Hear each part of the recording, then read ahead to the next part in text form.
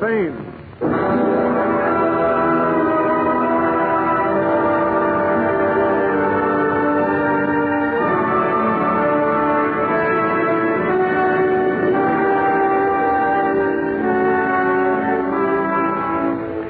The Radio Hall of Fame is presented during the full hour ahead by the Philco Corporation, makers today of electronic battle equipment for the fighting forces of the United Nations, makers tomorrow of equipment for good living in a free world united by victory.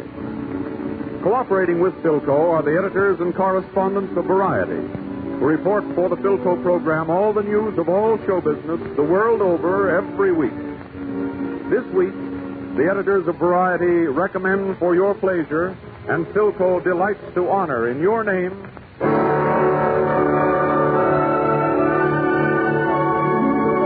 from radio, Fred Allen with Portland Hopper and the entire Allen Company. From opera, the celebrated Metropolitan tenor, Moritz Melchior. From the Broadway stage, Lou Holtz, master storyteller, and Raymond Edward Johnson, substituting for Orson Welles, to bring you a New Year's message written by Stephen Vincent Benet. From the popular music field, Helen Forrest. Conducting the Hall of Fame Orchestra and Chorus, Paul Whiteman. Our master of ceremonies, the distinguished composer, critic, and commentator, Deems Taylor.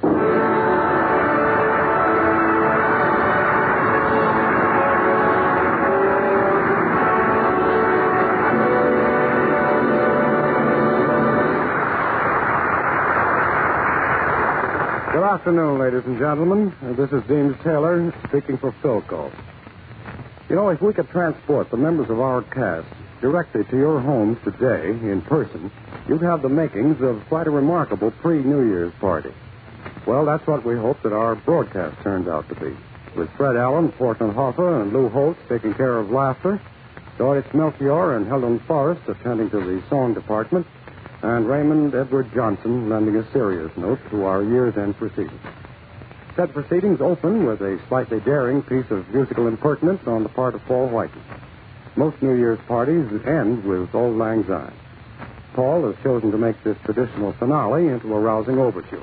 Beginning, Paul, at once.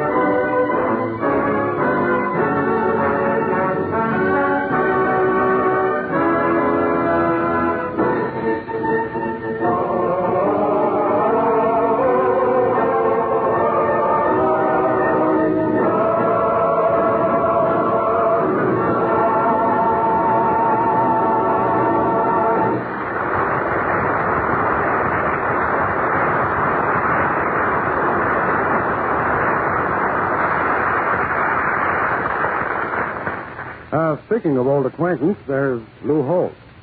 Lou is a producer now at Metro-Goldwyn-Mayer.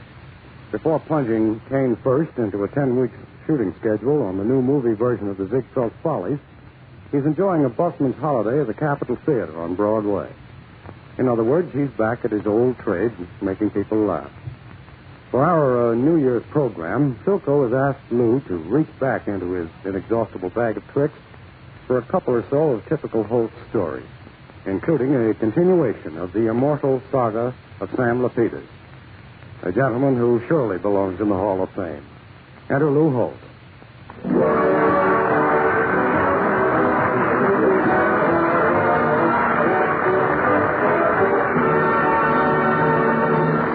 Thank you. Thank you, ladies and gentlemen. It is indeed a pleasure to be back here in New York. I've been away a year. The first thing I did as soon as I got in town, I ran over to my draft board. First thing, they said, Lou, we have put you in 73F. See? And I said, what is 73F? And they said, a single man with furniture. I've been traveling all over the country. I've been down south. I was down in Texas. I must tell you this. I met a chap in Texas, a Hebraic chap, and you've heard a lot of actors come out on the stage. They make up a lot of fictitious names for Hebraic gentlemen like DeWitt Clinton Fink or Throckmorton Abramowitz, Lilani Levine. There are no such people. But down in Texas, there's a guy. This is the end of all those names. This fellow's name is Honeysuckle Epstein. Honeysuckle has a mania for driving fast in an automobile. He's been arrested a score of times. He's been in jail. So finally got an idea. He got himself a car made that would go 175 miles an hour. The car was delivered to him. He got in the car, and he went out on the road looking for cops. He sees a cop that's arrested him 8 or 9 times. He's shot by this cop 90 miles an hour. The cop on the motorcycle right after him. And when he got within about 15 yards of Honeysuckle, he gave it a little more gas, you see, up to about 125. Now the cop is going after him all his might. And when the cop got near him the second time, he gave it a little more gas, up to about 145. Now he's going a little too fast for the cop, so he slowed up a little bit, you see. He's monkeying around with the law. When the cop got near him the third time, he gave it all he had, 175 miles an hour down the road. He's gone. He's down the road 8 or 9 miles, looks around. He's lost the cop. So he said, now I'll turn around and give it to him on the way back. Comes back down the road. He's looking for the cop. He finds him underneath a tree. His nose is broken. He's bleeding. His motorcycle is wrecked. Well, he was a wreck. He looked like he'd been hit by a train. Honeysuckle stops the car, turns to the cop. He says, son, see, what happened to you? See, what happened to you, boy? Well, the cop says, you know, when I got near you that third time, when you pulled away from me so fast, I thought my motorcycle had stopped, so I got off to see what was wrong with it.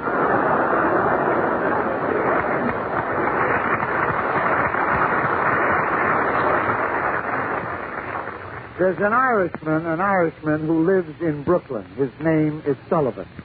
Now, this is an Irish story, a little out of my line, but say, I'll try. Mr. Sullivan lives in Brooklyn, and he's in this country about 4 weeks. He's walking down the street, and he finds $245 in a purse on the sidewalk. He looks at it. He says, this is the most fantastic thing I've ever seen in my life. The most amazing thing is this gold in the sidewalk. Fantastic. The most fantastic thing I've ever heard of. What a land. What a land. He says it's fantastic. He sees a streetcar. He gets on the streetcar for the first time. He's in the streetcar about 5 minutes. The car has gone about 6 blocks. And the conductor hollers out, Myrtle! And a woman got off.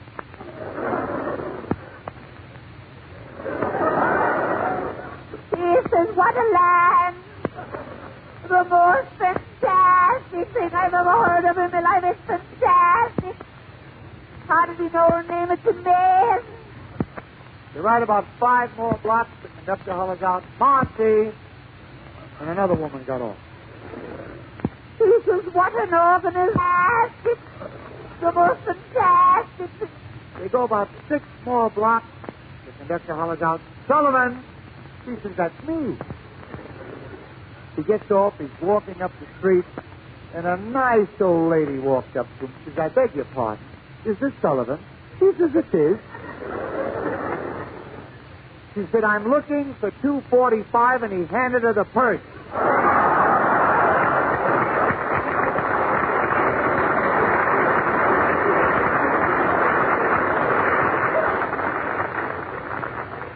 I bumped into my old friend Sam Lapidus.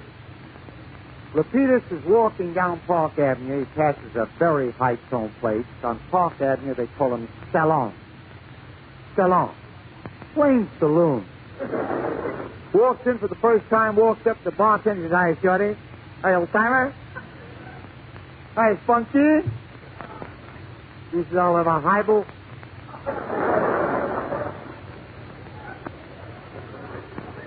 He says, hold it. I think I'll take a cocktail.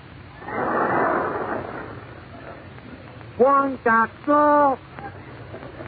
The bartender handed him a cocktail. He gave the bartender $1. He's sipping slowly, awaiting the change.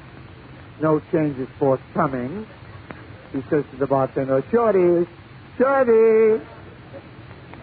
says, there's a difference between you and me for 35 cents. After all, he said, I'm not a Johnny-come-lately. I'm one of the boys.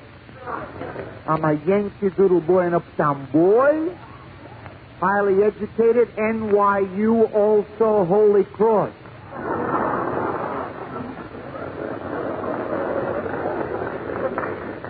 He says, kick in with it 35, boy. Kick in there, boy.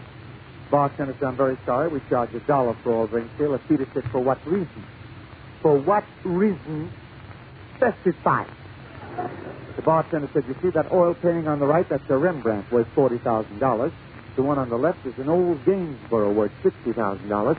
The one in the middle is invaluable. Well, Peter said, I didn't know you had these kind of facilities.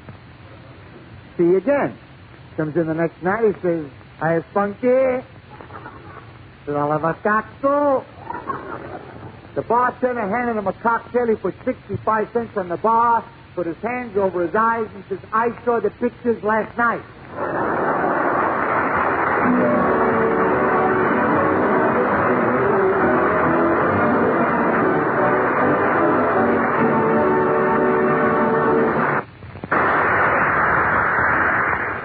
In speaking of the future and the rich legacy which war research and production will leave to the peacetime world, Philco is aware that without victory, there can be no peace and no future for free men. So the only thing that the men and women of Philco are thinking of today in their laboratories, at their desks and machines, is the only thing that matters for us all: winning the war. At Philco, engineers, scientists, and workers are devoting all their skill, their genius, and the great mass production facilities to the weapons of war, producing radios and vital electronic equipment for planes and tanks, artillery fuses and shells, storage batteries for vital military transport and war industry. But all this research and production for war creates new knowledge, new ideas, new skills. Men of science see their dreams spring to reality. No matter how much the product of their brains and labor may be destroyed in battle, their ideas live. And they will survive after victory to bring you newer and finer products under the famous Philco name in radio, television, refrigeration, and air conditioning.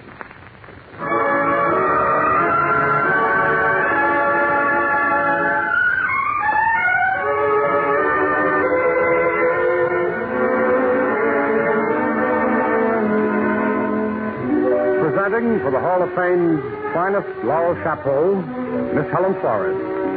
After serving an apprenticeship as a band vocalist with Artie Shaw, Benny Goodman, and Harry James, Helen stepped out on her own recently with an engagement at the Los Angeles Orpheum. The local variety correspondent caught her act, reported in rave terms to headquarters, and so Helen is with us today. She sings one of her biggest recording successes of 1943, I Don't Want to Walk Without You. Here's Helen Forrest.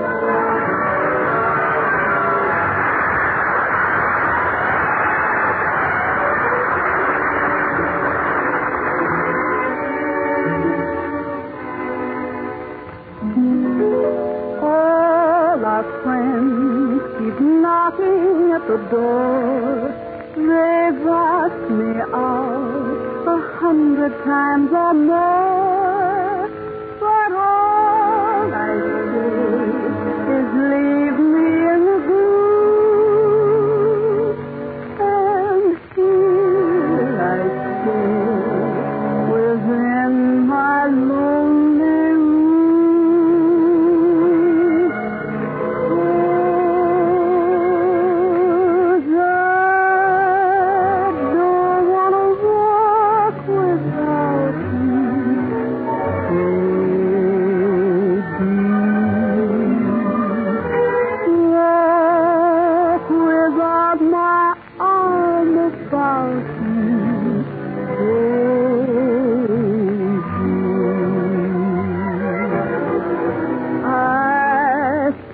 The day you left me behind,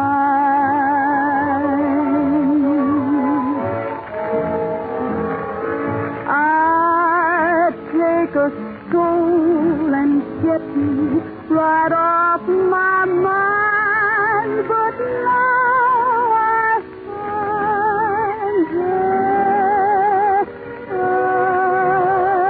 don't want to walk without the sunshine.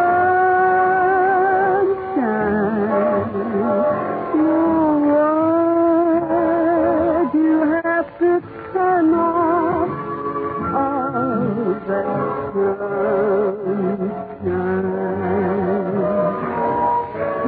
Oh, baby, please come back, or you break my heart for me.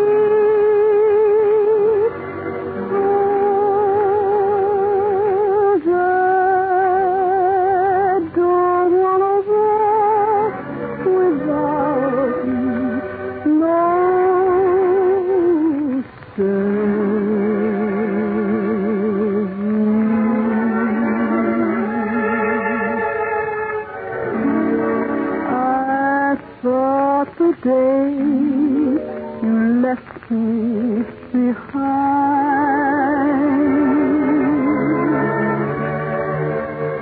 I'd take a stone and get you right off my mind, but now I find that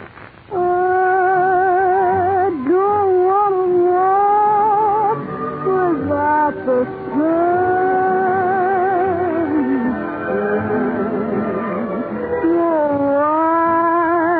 you have to turn off all that sunshine.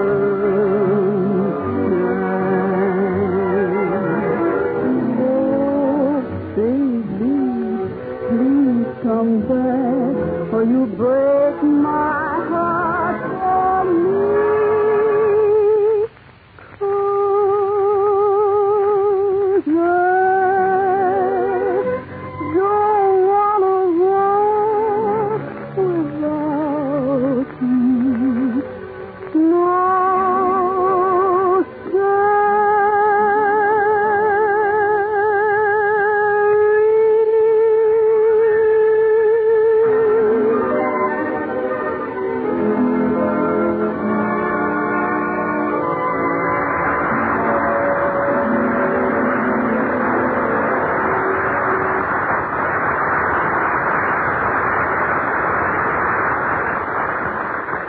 As the year draws toward its close, in the sound and fury of global war, it is natural that our thoughts should turn toward the future. And if our thoughts on this last Sunday of the old year could be uttered in one huge national voice, it's certain, I think, that they would find expression in a prayer for victory and peace. To give words today to the unspoken New Year meditations of millions and millions of Americans, we had selected a distinguished actor and a great poet. The poet, Stephen Vincent Benet, whose death in 1943 deprived the free world of one of its most eloquent pleaders for human rights. The actor was to have been Orson Welles. When we learned that illness would prevent Mr. Welles from appearing, we were fortunate enough to be able to engage in his place a brilliant young actor, Raymond Edward Johnson, recently starred on Broadway in Sidney Kingsley's prize-winning play, The Patriots. In The Patriots, Mr. Johnson played the role of Thomas Jefferson. Tonight, he speaks as Jefferson might speak to Americans about to enter a third year of war. Raymond Edward Johnson, then, in Toward the Future, a combination of two celebrated radio works by Stephen Vincent Benet.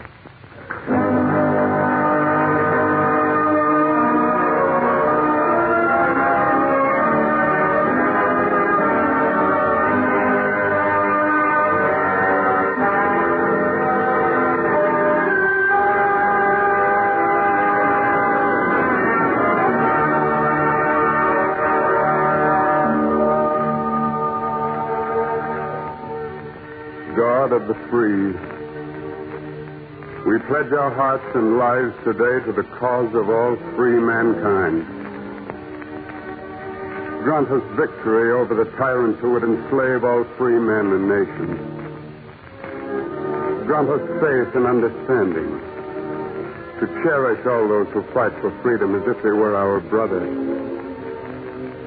Grant us brotherhood and hope and union, not only for the space of this bitter war, but for the days to come, which shall and must unite all the children of earth. Our earth is but a small star in this great universe, yet of it we can make, if we choose, a planet unvexed by war, untroubled by hunger or fear, undivided by senseless distinctions of race, color, or theory. Grant us that courage and foreseeing to begin this task today, that our children and our children's children may be proud of the name of a man.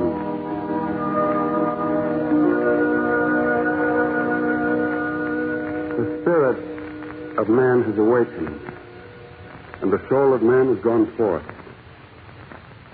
Grant us the wisdom and the vision to comprehend the greatness of man's spirit that suffers and endures so hugely for a goal beyond his own brief span. Grant us honor for our dead who died in the faith, honor for our living who work and strive for the faith, redemption and security for all captive lands and peoples. Yet most of all, grant us brotherhood, not only for this day, but for all our years. A brotherhood not of words, but of acts and deeds. We are all of us children of earth. Grant us that simple knowledge. If our brothers are oppressed and we are oppressed, if they hunger, we hunger. If their freedom is taken away, our freedom is not secure. Grant us a common faith that man shall know bread and peace, that we shall know justice and righteousness, freedom and security, an equal opportunity and an equal chance to do his best, not only in our own lands, but throughout the world. And in that faith, let us march toward the clean world our hands can make. This I ask in the name of all Americans everywhere.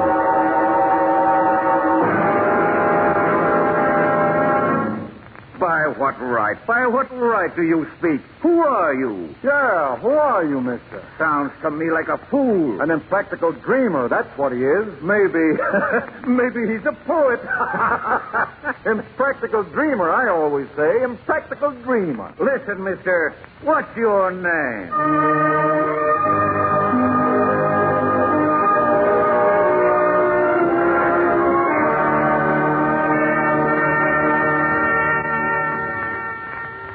I have been known by many names in many times and places. I crawled out of the sea in the mud long ages ago. And the gods of the thunder and lightning looked at me and said, "That's a queer new fish. He'll never last on land." I hid in the forest, small and frightened. And the dinosaurs clanked around and said, "Who's that impractical dreamer? We'll eat him alive. He's got nothing but hands and a brain." But they left their bones in the rock, and I lasted them out and went on. I crept out of caves toward the sunlight, and I built the free cities of Greece and the law that was Rome.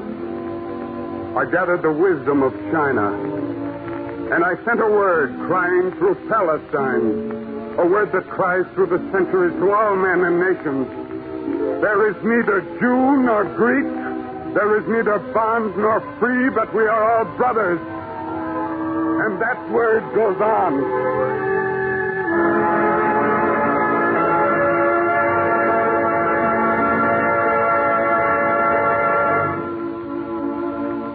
I have dreamed many times. I found a new world in small ships, and none but the believers believed in me when I first dared that unknown west. When I wrote, "All men are created free and equal," few believed at first, but slowly many believed and many followed. Jefferson. I shivered and prayed at Valley Forge, and my prayer was answered. When I stood at Gettysburg and spoke over the graves, few believed. But the Union lives and shall live, and the government of the people, by the people, for the people, shall not perish from the earth. Yes, I've been called many names. I've spilt my blood in the streets of Paris and Athens and Moscow.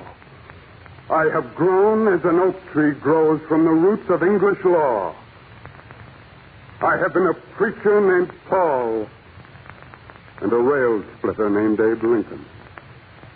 I've been called madman and fool, but it's the brave and the sane who follow me first and always. Always first. There has been the dream and the men who are willing to die for it. I call forth the dream and the men. I call them forth from all nations. When man stands up on his feet and looks his fate in the eyes. Only yesterday on Corregidor, my name was Bill Smith from Ohio. And Jesus Maria Garcia was my brother's name. We had a rock to defend, and we defended it. And the name of that rock is liberty. And in that name I speak. For liberty can be lost by the practical man whose hearts are too shrunken to contain it. Liberty can be bartered away by the greedy minds who cannot see beyond their own day. Liberty can be stolen away by the robber and the brute.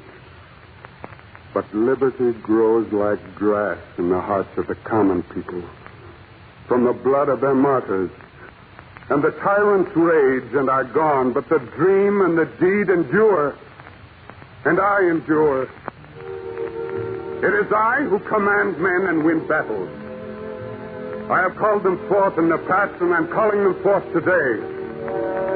I call the brave to the battle line. I call the sane to the council. I call the free millions of earth to the century ahead. The century of the common man established by you, the people. For this world cannot endure half slave and half free. My name is freedom. And my command today is unite. Unite in brotherhood for a people's victory. Unite. Unite in brotherhood for a people's peace.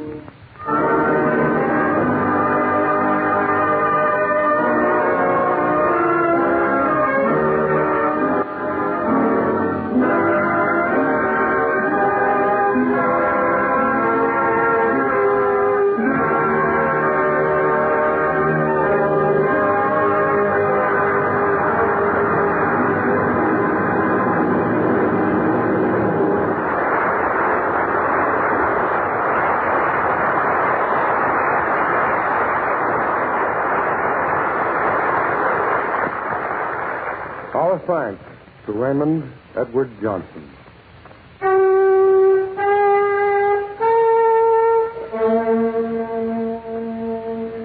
If you're a regular member of the Hall of Fame quorum, you will recognize Paul Whiteman's heraldic horn notes as the signal for a brief intermission. Beyond the intermission in Act 2, we shall encounter Lawrence Melchior, Fred Allen, Portland Hoffer, and the entire Allen mob.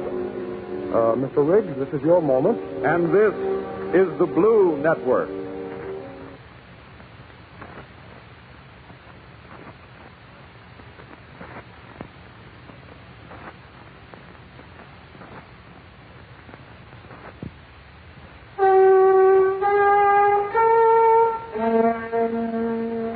And to ring up the second act curtain, Paul Whiteman provides a Paul-esque, or should it be Pauline, version of two melodies from the score of the Desert Song, recommended by Variety as the musical movie of the moment. The story is new, but the music has the same Romberg flair of old, as witness Paul's Desert Song medley.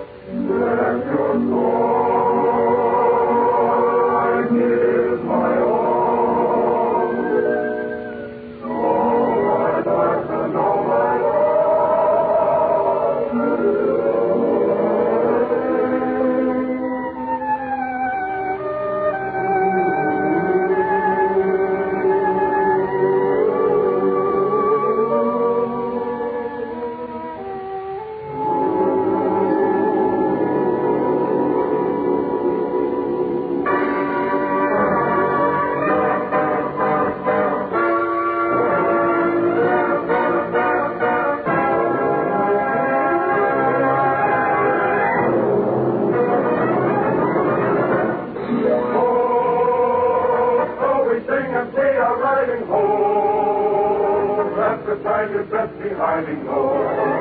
It means the rich are abroad. Roar before you fit in the storm. Oh, that's the sound that comes to warn you so. In the night or early morn, you know. If you're the red cattle foe, a red death right without flow. That's free you.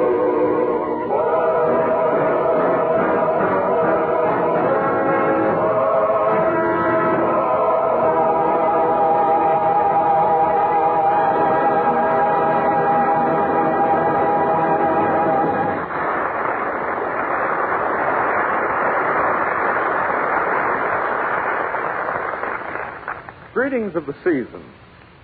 What feelings do they convey for this holiday week of 1943? Against the background of war, at a time when so many hearts are filled with anxiety, what is the meaning of this gesture of goodwill among men? Today, we offer for each other the greetings of the season as an expression of our faith, courage, and hope. It is a pledge of unity among free men. It is a symbol of our determination to work and to sacrifice that the ideals of peace on earth and goodwill toward men may not perish from the earth. In this spirit, the men and women of Philco Corporation, who are helping to fight the battle of production, look with confidence to the future and to the dawn of a brighter day for all mankind. And for themselves, as well as for Philco dealers everywhere, they send to their many friends in the far corners of the United States and Canada the greetings of the season.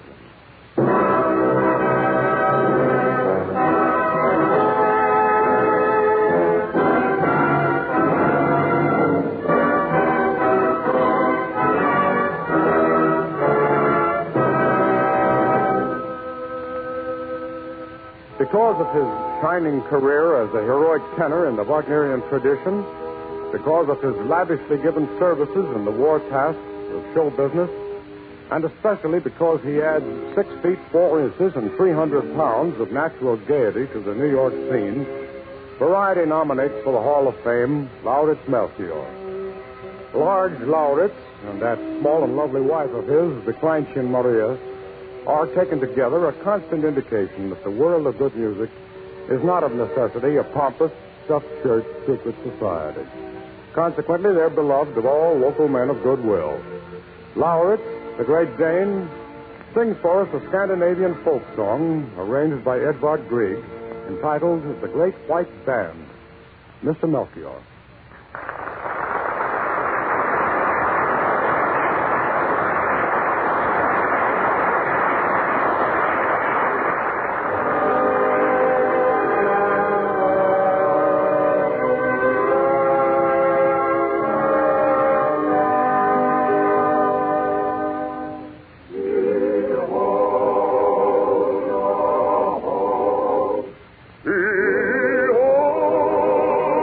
Behold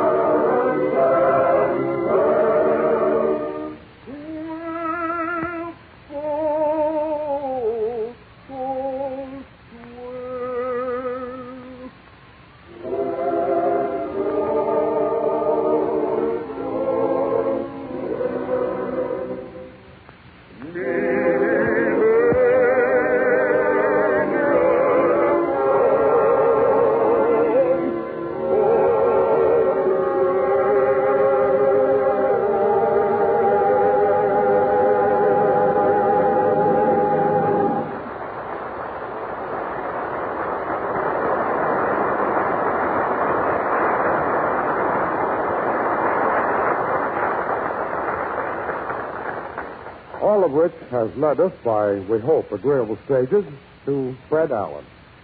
And Fred is accompanied by Portland Hoffer, together with the remarkable denizens of Allen's Alley, formerly known as the Mighty Allen Art Players.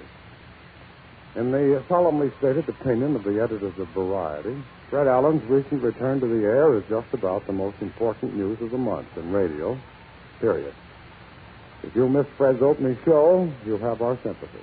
And to make up for your loss, a condensed version now coming up. To appropriate music, enter Fred Allen.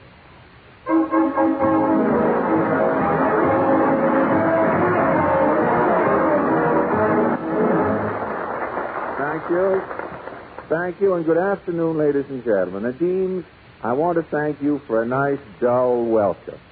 You should have honed my welcome structure a little before I get out. I would have expected something better from the Milton Berle of Carnegie Hall, Deans, after all. Do you realize that I have been away from radio for quite some time? Well, yes. Where have you been? Well, I could say I've been hiding, waiting for a pistol-packing mama to blow over. But I haven't. I've been out in Hollywood, Sir Dean. Well, now, Fred, it didn't take you 6 months to get back from Hollywood, did it? Have you tried to get a reservation on a train lately? Yes, but even so, California's only 3,000 miles as the crow flies. You can't even get a reservation on a crow, Dean. But why should it be so hard to get tickets on trains to California? Housing conditions. I'll explain to you. A man is going from New York to California. He gives up his apartment in New York. He gets on a train. When he arrives at Los Angeles, the city is crowded, you see. He can't find an apartment. He can't get a room in a hotel. He gets back on the train and returns to New York. Well, by now, the apartment he did have here has been rented. He can't find a place to live in New York. He gets on the train, and that's why it's impossible to buy a railroad ticket to California today, Dean. Thousands of people are living on trains. Thank you very much. A commuter. Thank you very much. Yes, it must be homey. It is homey, Deans. I came back from California on the Keys. One little old lady named Levy had been living in an upper berth with her 2 daughters and a rubber plant for 6 months, going and coming from Albuquerque. Wasn't that a bit crowded? Well, it was crowded at first, but one of the daughters married a man named Schwartz who was living in the lower berth under them, and the 2 families pooled their space, and now they're all very happy living in a section, Dean. And that's the way it goes. People are just... Howard. Well, Portland, even here.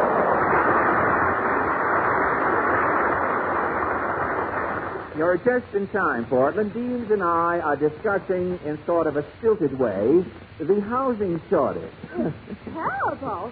Some people didn't get any Christmas presents this year. On account of the housing shortage? Yes, a lot of families are living in chimneys. Well, that probably accounts for the flu epidemic, I would say.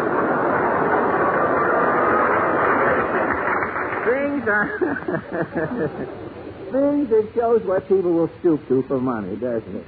But things are sure congested. Mama put a nickel in a sandwich slot at the automat last night. Yes? The door flew open. And? A midget was sleeping in there. On white or rye bread?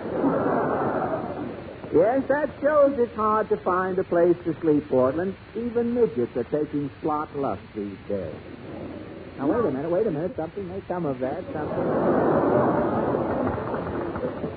My Uncle Phil is sleeping in Central Park. Isn't he cold these nights? No, he picked up an old Indian blanket. Well, is your Uncle Phil comfortable under the old Indian blanket? It's a little crowded. The old Indian is still in there. The Ild Indian, huh? That fixes that up. The Ild Indian. A new tribe has been developed. The Ild Indian. You know, I beg your pardon, Fred. I hate to interrupt, but there's a friend of mine in the wings who's very anxious to meet you. Friend in the wings? Some angel in disguise? Well, bring him in. A friend in the wings. Bring him in, Beams. Any friend of yours, I'm sure, is a stranger to me. His name is... Who is this party? Loris Melchior. Uh-huh. Come on out, Loris.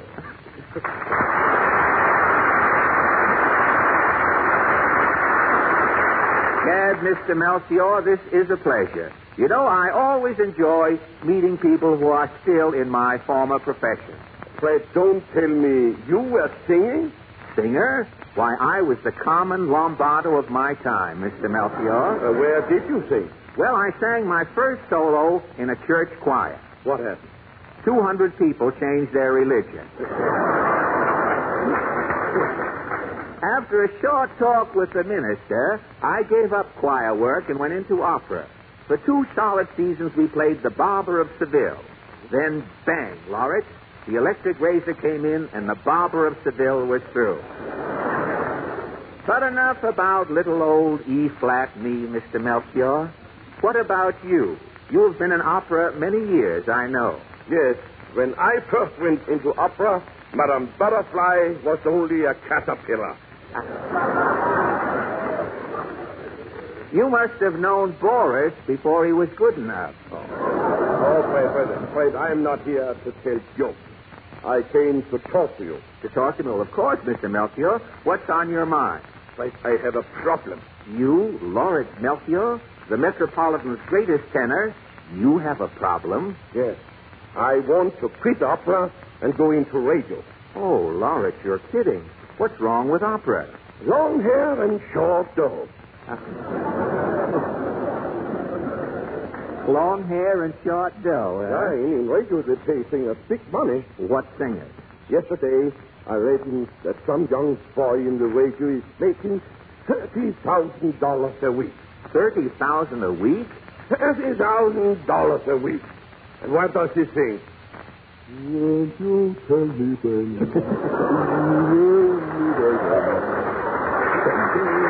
Monday. Now, look. Look, Mr. Melchior. Oh, Fred, make me another Sinatra. You, the great Melchior, want a croon? Yes. Oh, the maestro is jesting. The maestro's hungry.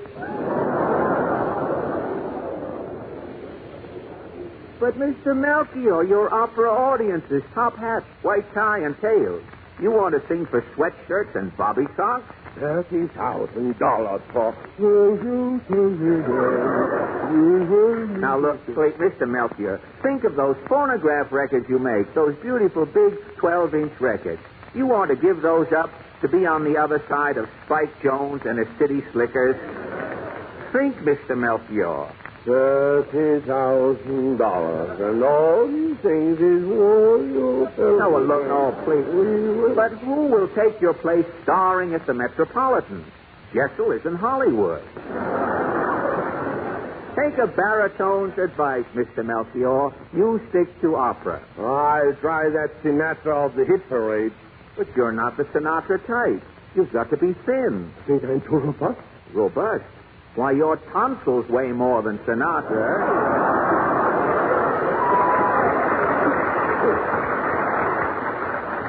Why, when he's on the air, you can't tell whether Sinatra is singing into the microphone or the microphone is giving Sinatra a transfusion.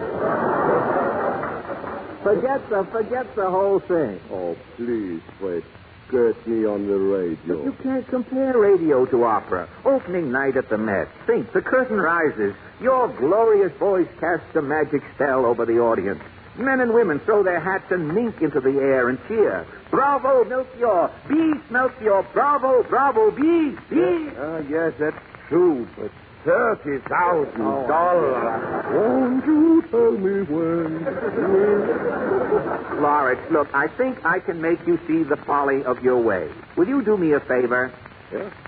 Sing me an aria. I just want to prove something to you. You sing me one of those adenoid rattlers of yours. Would you sing a song for me? Yes, I will. All right. What about this one here?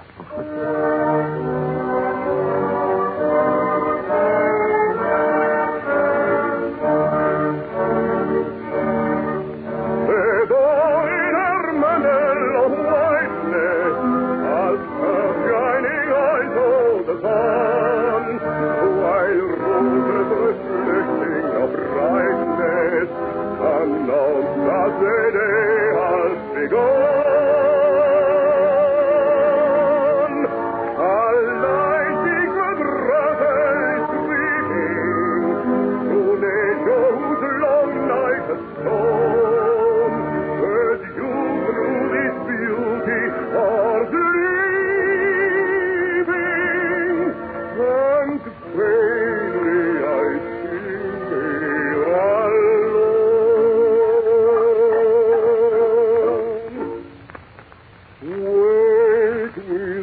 dawn, radiant in gladness, open the bottle, hiding my youth. And you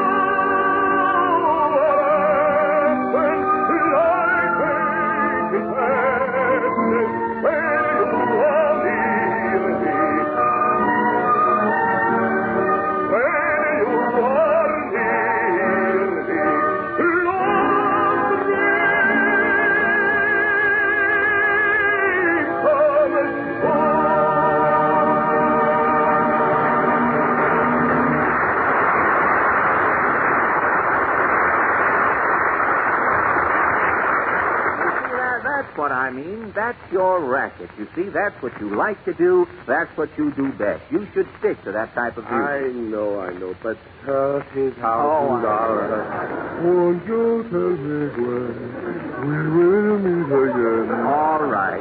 All right. You want to get into radio? I'll show you, Mr. Melchior. If the wrong sponsor signs you, you're apt to end up on a radio show that sounds something like this. We're on the air. The makers of Pasternak pretzels present Life Can Be Melchior.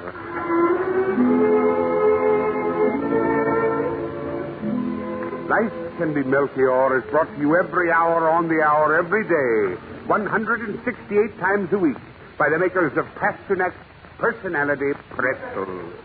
Today, while every other pretzel is made by machine, untouched by human hands, only Pasternak pretzels are made by hand. Pasternak himself takes a handful of wet dough and steps into a red-hot oven. A few twists, a few turns.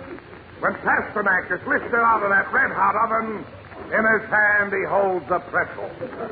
No deceit, no trickery. No other pretzel can make this claim. With men who know pretzels best, it's Pasternak, 7 3/8 to 2. And now, Life Can Be Melchior.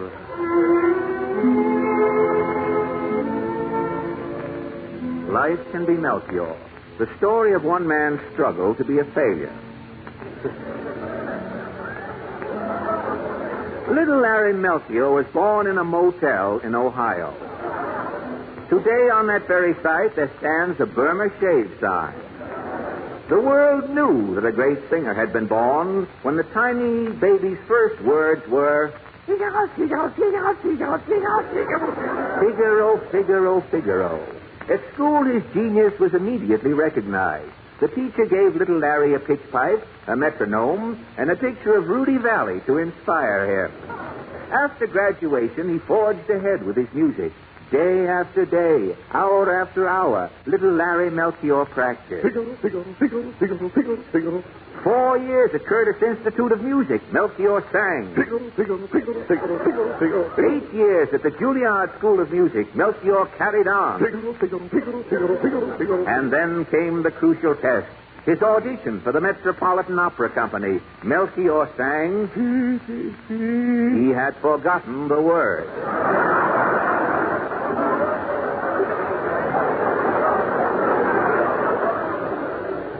But this did not stop Lawrence Melchior. Oh, no. Back to 10 more years of...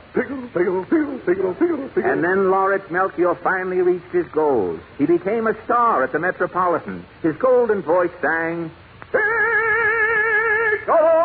And now he was ready for his crowning achievement, starring on his own radio program. And here is the star of the Pasternak Pretzel program, Lawrence Melchior, bringing you the music he has spent a lifetime to achieve. Maestro, please.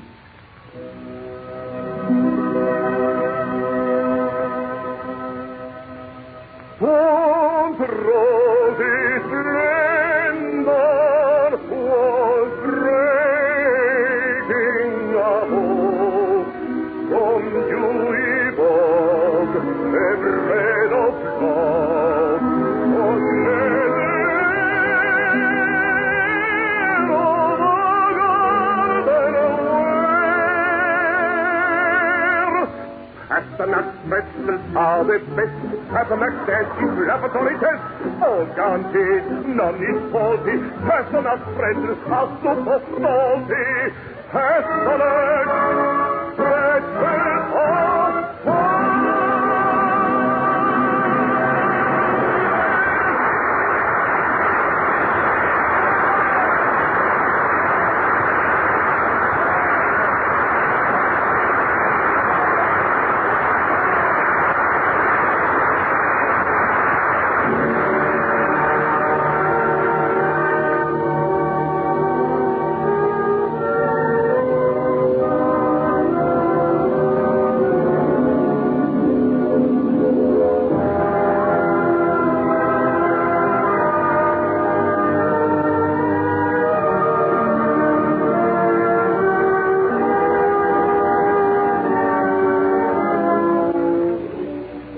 Jimmy Wallington, who will be at the same old stand next week, ready to escort you through the gates of your Radio Hall of Fame.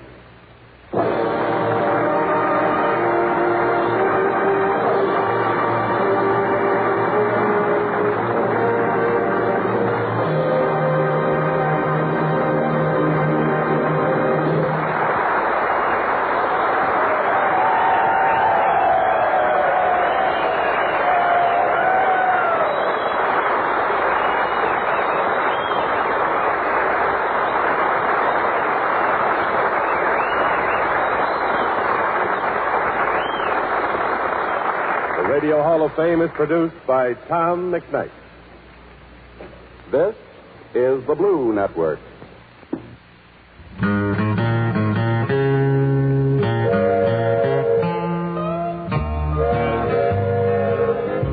KERA-FM Dallas, North Texas' only listener-supported radio station. If this is your kind of station, become a member of KERA-FM. Memberships start at $15 a year. Give us a call anywhere in the Dallas-Fort Worth area at 263-KERA and join up. That's 263-KERA.